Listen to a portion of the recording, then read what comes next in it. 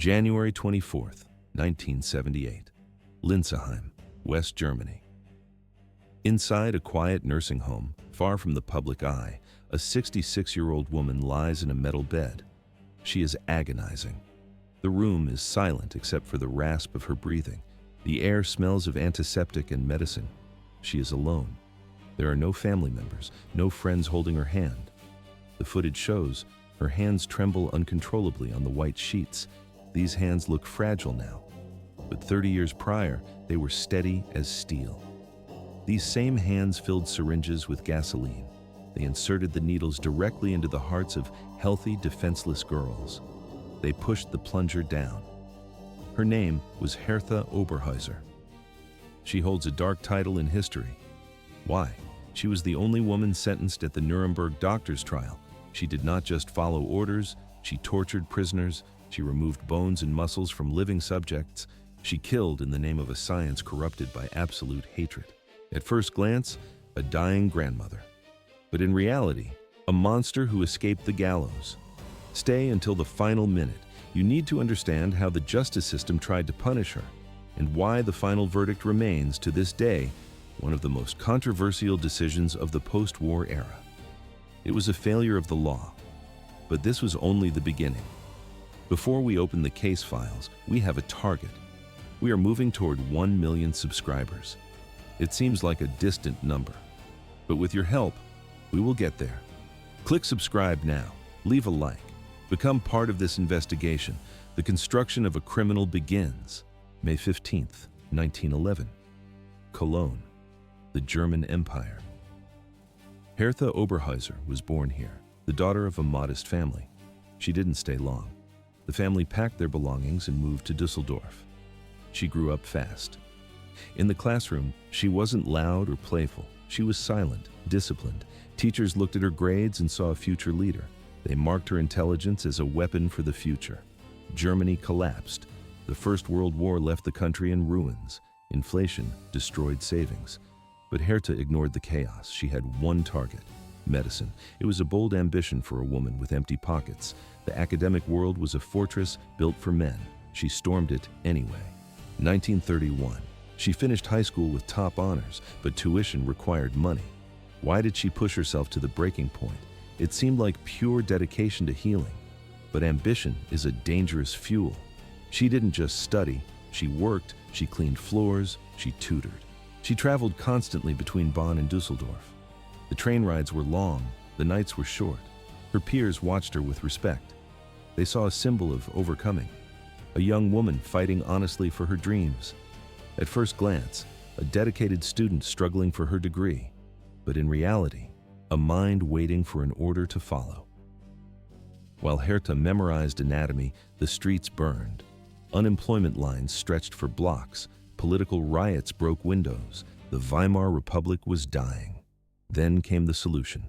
January 1933. Adolf Hitler became chancellor. The regime wasted no time. Flags with swastikas covered the city halls. The radio played speeches day and night. Herta listened. Events accelerated. 1935. She put on a white coat, but not for a hospital. She volunteered for the party. She served as a doctor at sports competitions and youth rallies. Archival footage shows endless rows of young women doing calisthenics in strict formation. There is no paper trail proving she signed a membership card for the League of German Girls, but she stood right next to them. She breathed the same air. The League wasn't a social club. It was a factory. It trained girls to be healthy, to be pure, to be submissive. Their only job was to breed strong soldiers for the Reich. Textbooks were replaced by racial theory. Independent thought was erased. The indoctrination worked. Herta had fought starvation and poverty to earn her medical license. She succeeded. She wore the pristine white vest of a doctor. But the definition of medicine had changed. Science was no longer about saving lives. It was a tool for the state. The transformation was complete.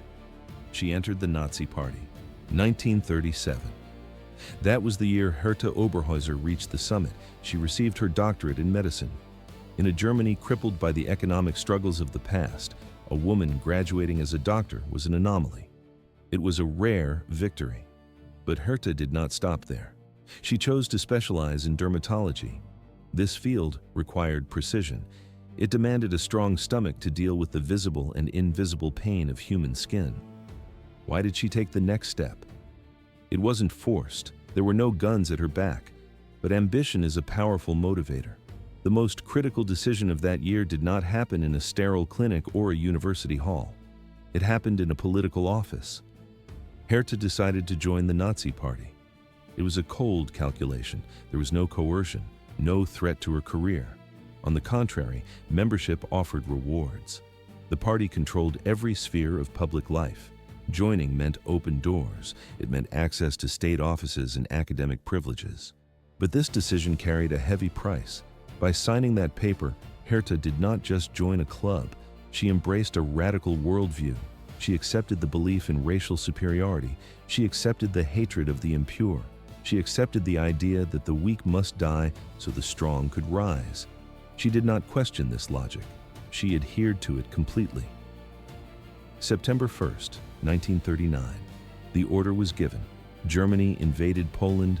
The Second World War began. The footage shows tanks rolling across borders and smoke rising from cities. The continent plunged into chaos. Only 2 decades after the previous war, the country mobilized again. Soldiers marched. Factories shifted to weapon production. Nazi propaganda blared from every radio, reaching a fever pitch. But this was only the beginning. In the middle of this national storm, Herta faced a personal collapse. Her father fell seriously ill. The family finances crumbled. At first glance, she had a respectable position at the Düsseldorf Health Department, but in reality, she was stuck in a bureaucratic dead end. The salary was low. The promotions never came. The ambitious future she dreamed of was slipping away. Then came the turning point. She opened a medical journal. Inside, an advertisement caught her eye. The SS needed a doctor for a female training camp near Berlin. The job was linked to the most feared paramilitary organization in the Reich. It was under the direct control of Heinrich Himmler. Most would have hesitated. Herta applied immediately. Her profile was exactly what the regime wanted: young, educated, loyal to the party, politically aligned. Events accelerated. She underwent 3 months of intensive training. She learned advanced medical techniques, but she also learned the brutal code of conduct of the SS. December 1940.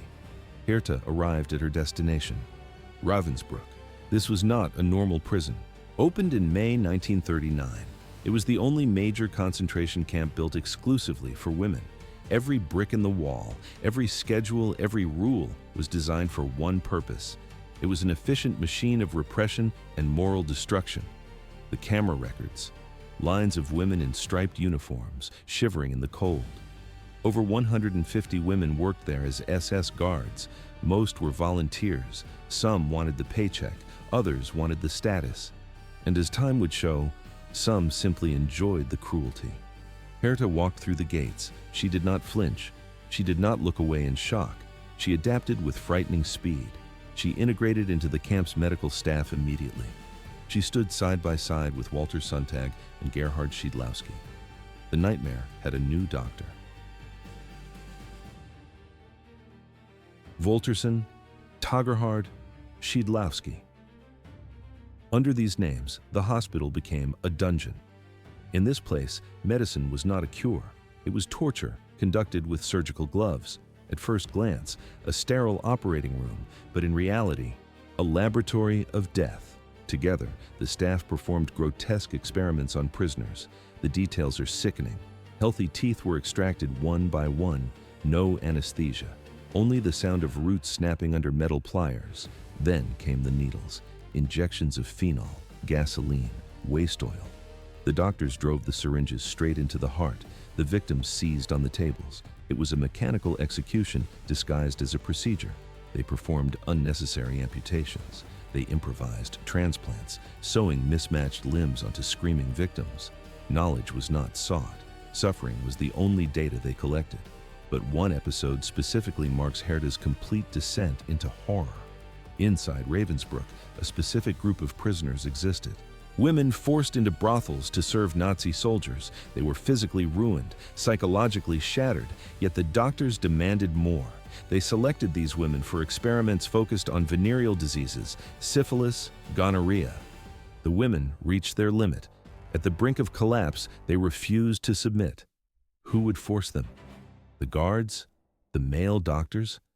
Confusion is visible in the reports. The male doctors hesitated. They stepped back from the defiance. But Herta did not freeze.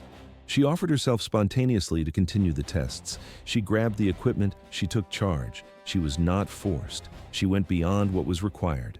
She did not just follow orders, she accelerated them. She showed enthusiasm. She actively participated in practices that had no medical foundation and violated every principle of ethics. Herta had crossed the last border. The forced student from Düsseldorf was gone. The ambitious young woman who dreamed of healing skin diseases was dead. Now she was part of something much bigger and darker. She was involved up to her neck in a system that transformed women into guinea pigs, bodies into experiences, lives into numbers. But this was only the beginning. The Doctor of Evil had fully emerged, and the worst was yet to come. May 27th, 1942. It is a Wednesday in Prague. The silence of the occupied capital shatters in a split second. A modified anti-tank grenade strikes the side of an open-top Mercedes. The explosion tears through the metal. Shrapnel flies across the cobblestones. Smoke fills the air near the tram stop. The target is not an ordinary officer. It is Reinhard Heydrich, the Reich protector, the architect of the final solution. This attack was not a random act of violence. It was Operation Anthropoid. British trained Czech agents had waited for this specific moment. They didn't just want to kill a man. They wanted to sever the nerve center of Nazi power in Central Europe. Heydrich was one of the few men who had direct, restricted access to Hitler.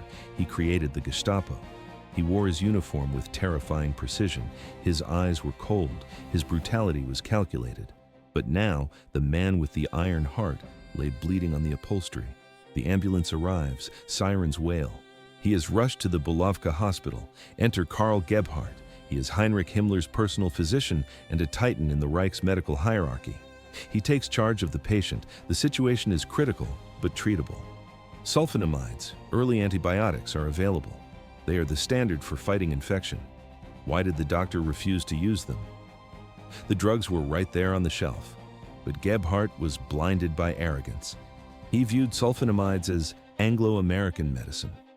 He considered them inferior to his surgical cleaning methods. He made a choice based on pride, not science. He refused to administer the antibiotics. It was a fatal error. Sepsis set in. The infection spread through Heydrich's blood. His fever spiked. His body shut down. Days later, one of the most powerful men in the Third Reich died. He wasn't killed by the grenade fragments. He was killed by medical negligence. The fallout was immediate. Himmler was furious. The pressure on the SS leadership was immense. Everyone looked for a scapegoat. Gebhardt felt the walls closing in. He had to justify his failure. He needed to prove that his refusal wasn't a mistake. He needed to demonstrate that sulfonamides were useless. But how? By testing them on living people. He needed a controlled environment. He needed subjects who didn't matter to the regime. Ravensbrück concentration camp, summer of 1942. The machinery of terror shifted gears. It was no longer just about forced labor or starvation. It became a site for experimental surgery. At first glance, a prison camp. But in reality, a biomedical torture chamber. Gebhardt drafted his team, Fritz Fischer joined the operation, and then Herta Oberheuser stepped into the spotlight. She became the operational arm of this nightmare. The plan was simple and horrific. They would recreate battlefield wounds on healthy women. They would deliberately infect them with gangrene and tetanus. Then they would test the drugs. The footage from history shows the result: rows of women with mutilated legs. The sounds of agony filled the infirmary blocks. Herta Oberheuser finally had what she wanted. There were no ethical boards here, no oversight. Under the indifferent gaze of the guard towers, she found absolute freedom. Nazi science had lost all restraint. 25 years old. That was the maximum age for most of the victims. The sessions were not random medical procedures. They were meticulously planned military operations. The targets were specific. Young Polish women. Most were political prisoners, members of the resistance. The doctors did not aim to heal. They aimed to destroy. The prisoners' legs were cut open surgically. Deep incisions exposed muscle and bone. Into these fresh wounds, the doctors deliberately introduced contaminants: rusted wood, oxidized nails, shattered glass tiles, strips of dirty cloth. Why use such debris? The goal was rigid: to replicate the exact conditions of septic wounds found on the front lines of battle. Some women received sulfonamide, others received nothing. At first glance, a clinical trial, but in reality, a setup. Those who received the medicine were doomed from the start. Their care was purposely sabotaged. Nurses did not change bandages. They let the wounds rot. Water was strictly rationed. In some cases, liquid was mixed with vinegar or chemical irritants. It burned the throat. It aggravated the infection. The intention was clear: forge the data, prove the antibiotic was useless. Herta Oberheuser stood at the center of this system. She was not just an assistant. She was the executioner. She performed 3 specific functions. First came the selection. She scanned hundreds of prisoners. She picked the strongest, healthiest women. She needed healthy bodies, so the destruction would be undeniable. But this was only the preparation. Oberheuser participated actively in the surgeries. Witness accounts describe the scene: procedures performed without a single drop of anesthesia. The women screamed. Their bodies seized up in shock. 4 guards held them down by force. Post-operative care was a lie. It was deliberate abandonment. Infections spread through the blood. Fever consumed the bodies. The wounds turned black without treatment. When the pain became unbearable, the doctors made a decision. The experiment was over. There was no release. Women received lethal injections, phenol or gasoline administered directly into the heart. The silence followed. Vinegar mixed with water. That was the drink Herta Oberheuser offered to the dying. The survivors' testimonies reveal a calculated system of torment. Stefania Latotka, one of the few who lived to speak, described the method clearly. The patients cried out from thirst. Their throats were parched from fever. Herta would refuse water for hours. When she finally approached the beds, she did not bring relief. She brought acid. The liquid burned the victims' cracked lips and inflamed throats. It did not hydrate them. It accelerated dehydration. It was not negligence. It was a weapon. Stanislava Motkovska-Bielawska faced an even darker reality. Her wounds were already open from previous surgeries. Muscles were exposed. But Herta returned to the operating table. She did not clean the cuts. She reached into a container and pulled out foreign objects: shards of glass, splinters of wood, pieces of rusted metal. The doctor inserted these fragments directly into the raw flesh.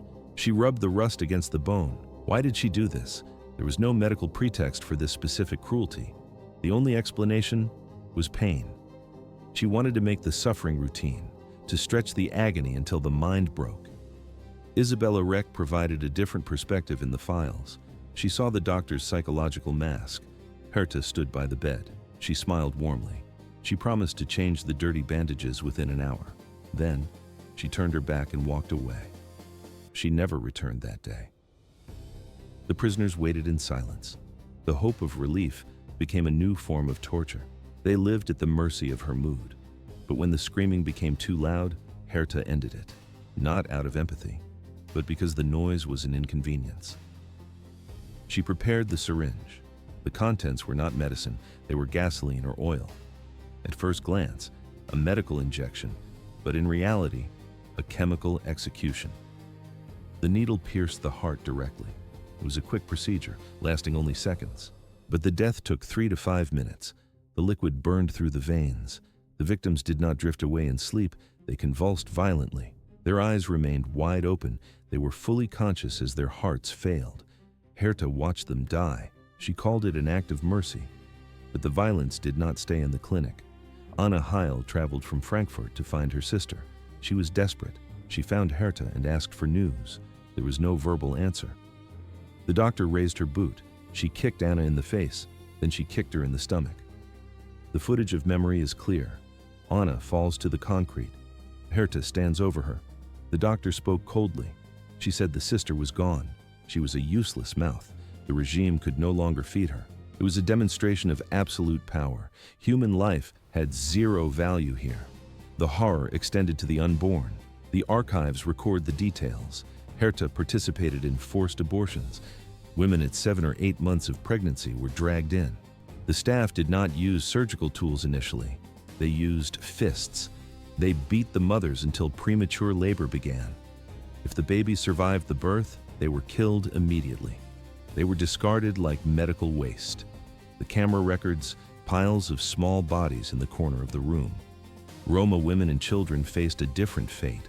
Nazi ideology labeled them as subhuman. The order was sterilization.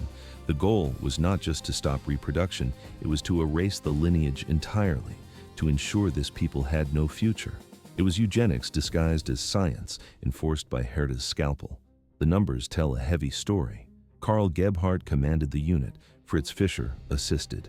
Herta Oberheuser executed the work. They documented experiments on at least 86 women. 74 were Polish. These were young resistance fighters. They believed they were soldiers. They became lab rats. 5 died on the table. Others died later. Infections rotted their limbs.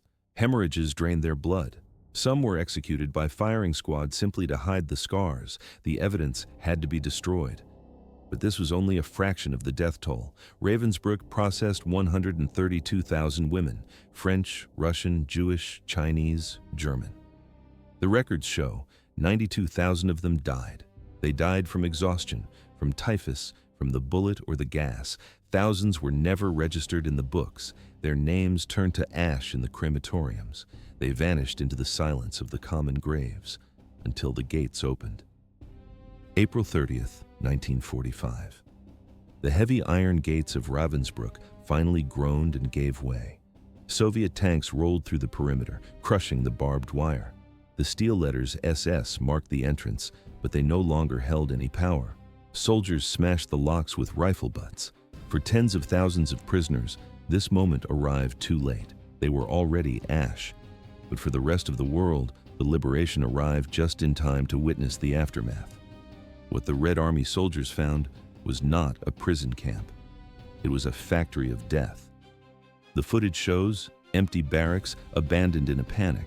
Inside, silence reigns. Outside, bodies are piled in mass graves, rotting under the damp gray sky of a German spring. The camera records the living walking among the dead, skeletal women, deep, sunken eyes. They fight gravity just to remain standing. 3,500. That was the number of survivors found on site, but calling it life is an exaggeration. They existed in a state of absolute exhaustion, ravaged by typhus, fever, and starvation. But Herta Oberheuser was not among them. She had vanished. Why did she flee so abruptly? She knew the consequences of her work, but fear of the advancing Soviets was stronger than her duty. She fled hours before the tanks arrived. She left behind the tools of her trade, syringes, scalpels still stained with dried fluids, glass bottles labeled with lethal toxins. Documents were torn apart on the floor, shredded in haste. She tried to disappear into the rubble of the crumbling Third Reich. She wanted to erase her tracks, to dilute her presence among the millions of refugees. But this was only the beginning. She could burn the papers, but she could not burn the victims. The evidence was everywhere. It was carved into the physical scars of the women she left behind. It was written in the incomplete medical logs found in the mud. The truth began to surface from the shadows. At first glance, chaotic cruelty, but in reality, a systematic dismantling of humanity. A disturbing question began to take shape. It echoes even today. How many layers of morality must be stripped away to turn a human body into a petri dish? Oberheuser looked into the eyes of 20-year-old girls. She sliced open their legs. She filled the wounds with bacteria, glass, and wood. She watched the rot spread. She did not look away. She observed the degradation in silence, recording the results like a chemist observing a reaction. When the scalpel stops healing, it becomes a weapon. Absolute power had corrupted absolute morality. While Europe celebrated the surrender, a new operation began. The hunt for Herta Oberheuser. The SS had fallen, the Reich lay in ruins, but the wounds she inflicted were still bleeding. The world demanded a name. They needed to know who she was and what she had become in the name of science. There was no turning back. 1946, the location changed. No longer the mud of the camps, now the cold wooden benches of a courtroom. The doctor's trial began, judgment awaited. 23 defendants sat in the wooden dock. The war had ended, but the reckoning had just begun. It was not the mud of the extermination camps, it was the clean, cold interior of the Palace of Justice. The Allies were not hunting generals this time. They were hunting men in white coats. This was the doctor's trial. The first of 12 subsequent proceedings after the main Nuremberg tribunal. The prosecution's goal was clear: expose the people who used the white vest of medicine as a shield for horror. Among the 23 accused, 20 were physicians, men who swore to heal, but instead tortured, men who exchanged the scalpel for political power. The camera pans across the rows of men, and then it stops on a single face, the only woman in the box, Herta Oberheuser. At first glance, a respectable professional, but in reality, a monster with a syringe. She was the same woman who mixed oil and gasoline. She was the one who injected it directly into human hearts. A single gesture from her hand decided the fate of a 22-year-old prisoner. Live another day, or die in spasms on a cold stretcher in Ravensbrück. Now she sat before the world. She wore a formal suit. She kept her face blank. She tried to hide what the victims could never forget. From the first minutes, Herta played a role. She adopted a strategy of cowardice. She used her gender as a bunker. She claimed a woman could never commit such brutal acts. She appealed to the stereotype of female compassion. She told the judges she was just an assistant, a small gear, a passive observer in a monstrous machine. But the evidence told a different story. The prosecutors placed signed orders on the table. The paper trail was undeniable. She didn't just follow orders, she gave them. When other doctors hesitated, she stepped forward. She selected the victims. She decided the methods. She held the power. One of the most disturbing moments of the trial was caught on audio. Herta's voice is firm, cold. She tried to justify the mutilation of healthy women. She looked the judges in the eye and lied. She said the prisoners were happy to see her. She claimed her care was pleasant. The courtroom fell into a dense silence. It was suffocating. The gallery did not gasp in surprise. They sat in pure repulsion. The prosecutor pressed harder. He asked about the extreme pain, about the legs cut open and filled with glass. Herta responded with a cynical lie. She shrugged. She said she believed the patients did not suffer so much. She spoke of a future forgiveness for infections deliberately caused, for bodies sliced open without anesthesia, for mothers forced to abort by kicks to the stomach. Her words were as cold as the steel of her instruments. Why did she think she would survive this? She relied on 3 defenses, but the tribunal dismantled them one by one. First, the woman defense. She claimed her nature prevented cruelty, but the scars on the survivor's legs screamed the truth. Her calculated sadism destroyed the myth of feminine innocence. Second, the order's defense. She claimed the commands came from Hitler. This was the standard excuse for every war criminal. But witnesses proved Herta volunteered. She took the shift when others refused. Third, the science defense. She claimed the torture saved 100,000 German soldiers. It was a lie. There was no science here. No data was recorded properly. It was torture dressed up as research, a travesty of medicine. When confronted with the lethal injections, Herta remained icy. She called them medical acts to relieve agony. She claimed she didn't know the substance was lethal. It was a pathetic theater, a show of cynicism.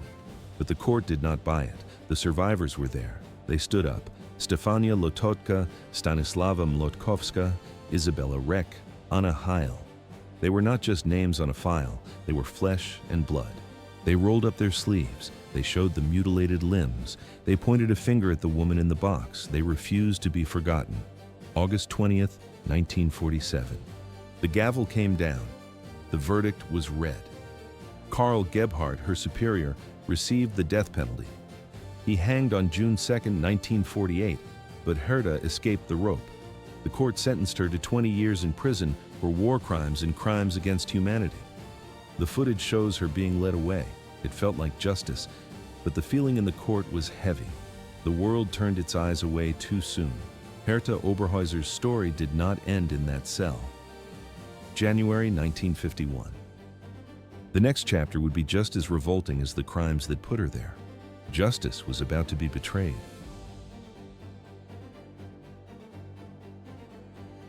April 1952. The heavy steel gates swung open. Herta Oberheuser walked free. The world was still digesting the horrors of the Nuremberg trials. The scars of the concentration camps were fresh. Survivors woke up screaming in the middle of the night, their bodies marked by experiments. But for one of the architects of that pain, the punishment was already over. Her sentence had been reduced to just 10 years. In reality, she served only 6. Less time than many of her victims took to heal from the gangrene she deliberately injected into their veins. Why was she released so early? The official reason was good behavior. But the truth was indifference. The system wanted to move on. Herta did not hide in the shadows. She did not change her name. She packed her bags and moved to Stocksee, a quiet town near Kiel in northern Germany. She rented an office. She unpacked her instruments. She reopened a medical practice. It seemed impossible. A woman who had sterilized teenagers by force was back in business. A doctor who had rubbed glass shards and sawdust into open wounds to study infection was now the town physician. She put on the white coat. She washed her hands. She began to see patients. At first glance, a dedicated country doctor, but in reality, a war criminal touching the bodies of innocent neighbors. She treated the locals for colds and fractures. She prescribed medication. She checked the heartbeats of children. The irony was suffocating. Years prior, she had exterminated this same demographic in the name of racial hygiene. Now, she was their savior. Few knew her past. No one suspected the monster behind the stethoscope. The town trusted her. But this silence could not last. 1956. A woman entered the clinic. She was not a local. She was a survivor of Ravensbrück. She looked at the doctor's face. The shock paralyzed her. It was the same face that had looked down on her during the torture sessions. The same cold eyes, the same name on the doorplate. The revelation hit like a bomb. The survivor did not stay silent. She went to the press. A national scandal erupted. Survivors protested in the streets. The medical community recoiled in horror. The footage from the era shows angry crowds gathering outside government buildings, headlines in bold black ink demanding justice. In August 1958, the pressure broke the dam. Helmut Lemke, the Minister of the Interior, ordered the revocation of her medical license. Herta did not accept the defeat. She did not apologize. Instead, she fought back. She hired lawyers. She went to court arguing for her right to practice medicine. She demanded her position back. It was an act of supreme arrogance, but events accelerated. In December 1960, the final verdict arrived. She lost. The court banned her from the profession forever. The name Herta Oberheuser became a symbol of everything medicine must never become. She was fined. She was stripped of her title. She was thrown into obscurity. From that moment, she vanished from the public eye. There are no interviews, no memoirs. Only fragments remain. Neighbors reported a recluse, a bitter, isolated woman living behind drawn curtains. People avoided her house as if it were contaminated. They crossed the street when she appeared. Herta died alone. January 24, 1978, an asylum in Linz am Rhein. She was 66 years old. There was no funeral procession, no eulogies. No one came to hold her hand.